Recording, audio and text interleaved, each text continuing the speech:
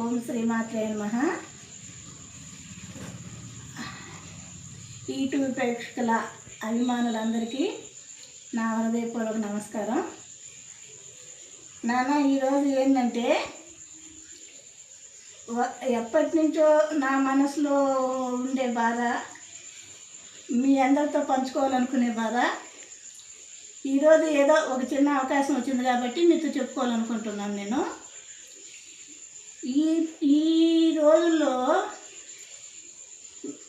10 years నుంచి 10 సంవత్సరాల నుంచి పిల్లలు కానీ, అసలు హై స్కూల్ నుంచి, కాలేజీ నుంచి, డిగ్రీ నుంచి, లాస్ట్కి ఉద్యోగాలు చేసే ఎంప్లాయీస్ వరకు, అది తప్పు ఎవరిదో మనకైతే పూర్తిగా తెలియదు, కానీ ఎక్కడ కూడా మహిళలకైతే రక్షణ లేదమ్మా. ఇప్పుడు మనం చూస్తున్నాం, హై స్కూళ్ళల్లో మినిమం 12-13 ఏళ్ళ పిల్లలు లేచిపోతున్నారు నాన్న. అలాగే ఇంటర్కి వస్తే చావులు, ఆత్మహత్యలు, హాస్టల్లో రకరకాల అరాచకాలు. అసలు నిజంగా కష్టం నిష్టం కూలి చేసుకోను, నాన్న చేసుకోను, అప్పులు చేసుకోను, ఆస్తులు అమ్ముకోను. ప్రతి తల్లిదండ్రులు మా పిల్లల్ని చదివించుకోవాలి, మేము పడే కష్టాలు మా పిల్లలు పడకూడదు, మా పిల్లలు బాగా చదువుకోవాలి, బాగా బతకాలి. వాళ్ళు బాగా బతికినప్పుడు మేము కొంత మమ్మల్ని బాగా చూస్తారన్న ఆశయం ఉండొచ్చు, వాళ్ళ నమ్మకాలు ఏమైనా కావచ్చు. ఆ ఆశయాలతో పిల్లల్ని ఈరోజు కష్టపడి స్కూళ్ళకి పంపిస్తుంటే, ఎక్కడ కూడా నాన్న ఆడపిల్లల్ని మనస్ఫూర్తిగా, నేను బయట తిరుగుతానమ్మా, నేను మామూలుగా నాకైతే చాలామంది ఫ్రెండ్స్ ఉన్నారు, నాతో పాటు కొద్దిగా నాకు పొలిటికల్ టచ్ ఉంది, నాతో పాటు పనిచేసే మా వాళ్ళంతా ఉన్నారు.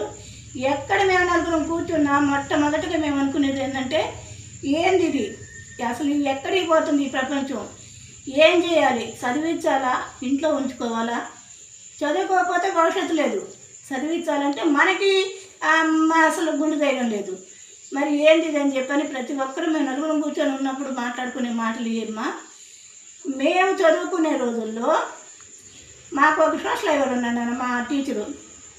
ఆయన మాకు ఏం చెప్పేవాడంటే, అసలు నిజం చెప్పాలంటే అప్పుడు ఉన్న టీచర్లకి ఇప్పుడు ఉండే వాళ్ళకి, ఇప్పుడు టెక్నాలజీ పెరగచ్చు, చదువులు పెరగచ్చు, ఇంగ్లీషులు పెరగచ్చు, భాషలు పెరగచ్చు, రకరకాల డ్రెస్సింగ్లు మారచ్చు, ఏమైనా పెరగచ్చు.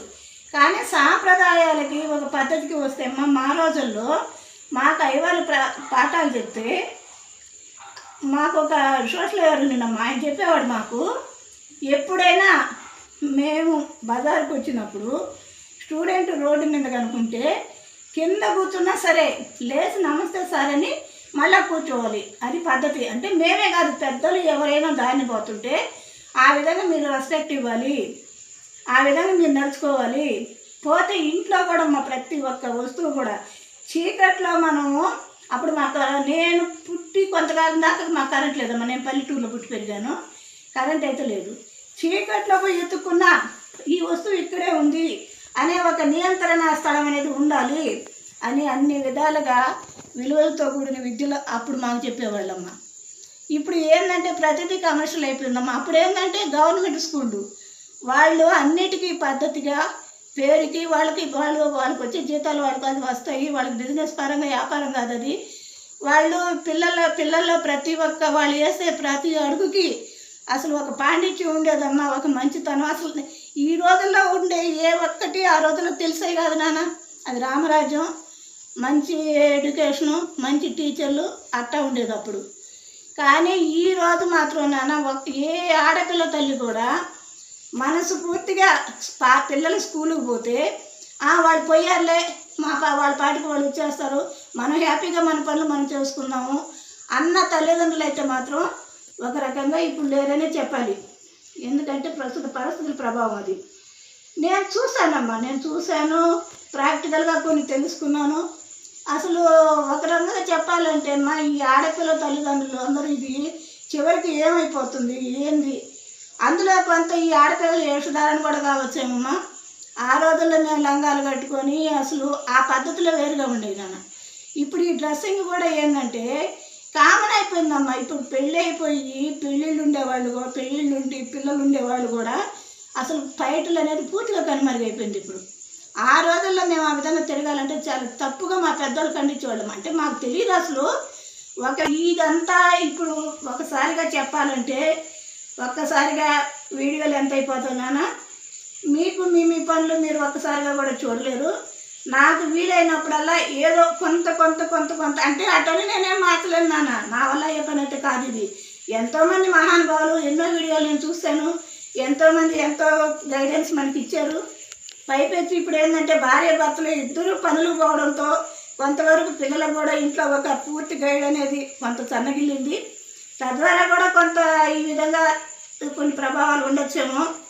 కానీ ఏది ఏమైనా మనకి మంచి రోజులు రావాలని, ఈ విద్యా వ్యవస్థ వాళ్ళు ప్రతిష్టంగా పనిచేయాలని, ప్రతి బిడ్డల్ని కూడా వాళ్ళ కన్న బిడ్డల్లాగా చూసుకోవాలని చెప్పని విద్యార్థులను కోరుకుంటూ వీడియోలు ఎంత అయిపోతుందేమోనా, అందుకని నేను అంతా కూడా ఒకసారి చెప్పాలన్నా ఇది అవ్వదు. నా కడుపులో అయితే దీని గురించి చాలా చాలా చాలా చాలా బాధే ఉంది, చాలా మీతో పంచుకోవాలని కూడా ఉంది. అది అందుకని ఇంకా నా ఈ టీచర్లు అందరూ కూడా ఒక హై స్కూల్ కావచ్చు, కాలేజీ కావచ్చు, డిగ్రీ కావచ్చు, అందరికీ కూడా నేను చెప్పేది ఏంటంటమ్మా, దయచేసి ప్రతి ఆడబిడ్డని మీ బిడ్డలాగా చూసుకోండి. ఎందుకంటే మన బిడ్డైనా ఒకటే, ఇంకొక మన బిడ్డైనా ఒకటే. ఒక్కొక్కటి నాన్న ఈరోజు ప్రాణాలు పోతున్నాయి. ఈ రోజుల్లో ఏంటంటే ఒకప్పటిలాగా విపరీతమైన కుటుంబాలు లేవమ్మా. ఒక్కరి వద్దు, ఇద్దరు వద్దు, ఆపై వద్దు అన్న పరిస్థితి వచ్చేసింది ఇప్పుడు. అటువంటప్పుడు ఈ జరిగే అరాచకాలలో ఒక్కొక్క తల్లికి ఒక్కొక్క బిడ్డ కూడా ఉండొచ్చు. ఆ ఒక్కొక్క బిడ్డ కూడా ఇటువంటి మానవహోమాలకు బలైపోతే ఆ తల్లిదండ్రులు మెంటలు వచ్చి దేశం మీద పడిపోరానన్నా.